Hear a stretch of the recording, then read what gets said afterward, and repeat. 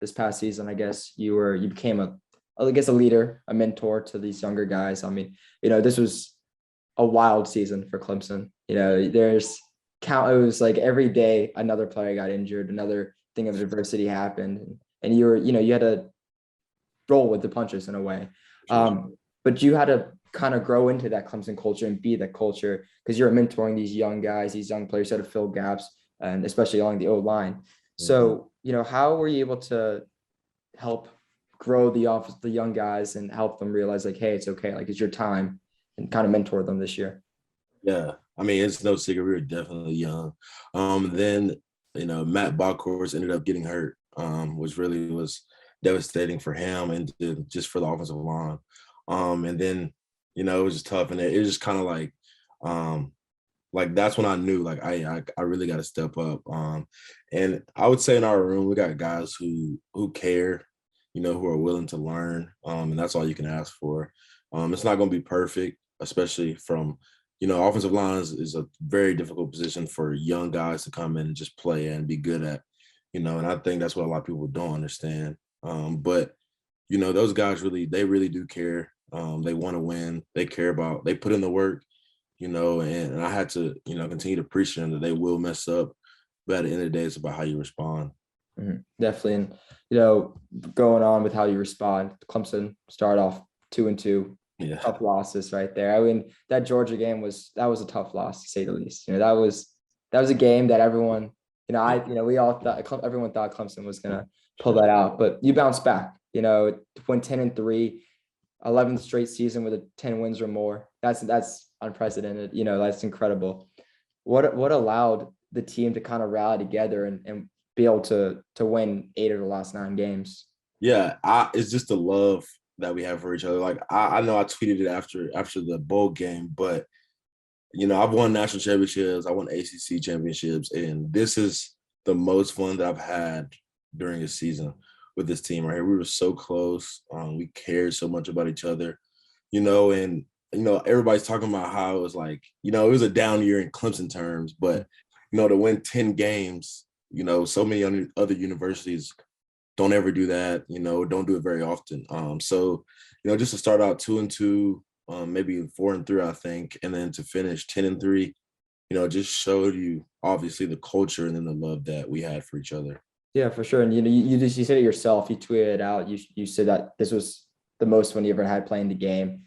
Everyone said that. I felt like Bo Collins was tweeting it out. Mario Goodrich, I remember at the press conference of the Cheez It Bowl, he was saying like this was like the year he kind of brought it all together. It seemed like everyone just had that brotherhood. But like, what made you guys enjoy this year so much? Was it the adversity? Was it just bouncing back, the people counting you out? Like, what made you love this year so much? Yeah, I think it was all of it, because at the point you're 2-2, and that's not many people since I've been here have been 2-2 at Clemson, right? So that was a difficult point for the team, and I felt like around the country, a lot of people turned on us, kind of doubted us, counted us out, and then at a certain point, that's when we realized that all we have, is the people within the program, who and the true fans who really never turned their back on us. But we realized we had to lean on each other, lean on the values of the program, and then it was really exciting to see what we had going on.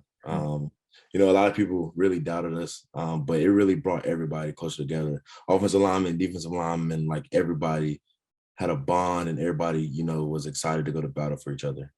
For sure. And, you wrapped up the year playing in the Cheez It Bowl in Orlando against Iowa State.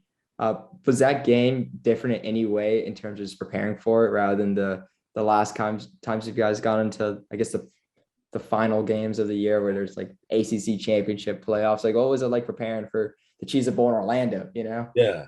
No, first of all, the Cheez It Bowl was amazing. It was super fun. But, I even thought like, hey, we're not going to the playoffs. Like their mindset was going to be different. But, I think Coach Sweeney, he even said it, like our bowl practice were some of the best practices that we've had in a while. Like, no matter if it was Cheez It Bowl, the national championship, like we were excited to practice. We got after it. We weren't out there long, but we got a lot of quality reps done and different things like that. So I would say the mindset didn't matter. We were excited to prove people wrong. We had just lost Coach Venables, Coach Elliott. So, everybody was really doubting us then. So, we just wanted to show everybody that this program is bigger than, a couple of people. Then, yeah, I would say the mindset within the team was really like uplifting. Yeah, for sure. And there were some crazy moments in that game, like the pick six that Mario had. That was Yeah, I that's don't even know. I don't even know what was going on when we saw that. But what was at the end of the game, at the end of the season, like at that very moment where you guys won the game, went to the locker room, what was like the whole emotions like where it was like, we got the 10 wins, we won the game, and everyone doubted us. Like, what was it like? Were all the emotions flowing in for everyone? no, it was like pure joy. Like honestly, like we usually like obviously we dance after every win. But usually we play 2 or 3 songs and we're done. We literally dance, play like 7 songs. And like it was just like to see Coach Streeter and Coach Goodwin get those wins. It was truly, just joy. Because I think the whole offseason we preached just finish. And that game right there was just we finished that game, we finished the season well. And I think, everybody kind of reflected in the locker room about like how much they're gonna miss his team and how fun it was. But at the end of the day, everybody just had joy.